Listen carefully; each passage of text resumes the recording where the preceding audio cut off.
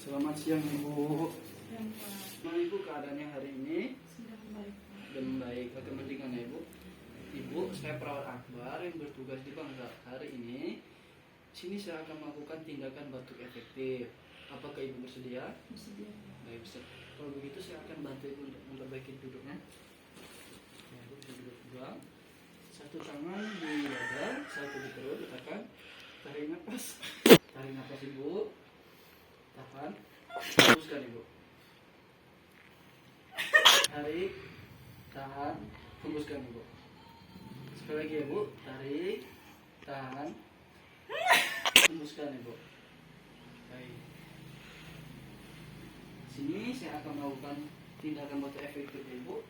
Maaf Ibu. Sebelumnya saya akan langsung perawat. Saya bantu Ibu duduk. Bu bisa batuk dulu. Ayo Bu. Ayo Bu. Ayo. Ya Bu. Nah, sudah. Ayo saya gulung ya. Tangannya bisa ditaruh kembali ke posisi semula. Nah, saya baik bantu. Nah, jadi sudah ikut mendingan ya Ibu. Baik, kalau kegiatan sudah berlangsung, saya izin untuk pamit ya Ibu. Nanti kalau membutuhkan perawat, Ibu bisa menyuruh keluarga Ibu untuk menghubungi perawat di depan Ibu yang bertugas. Terima kasih Ibu, saya pamit.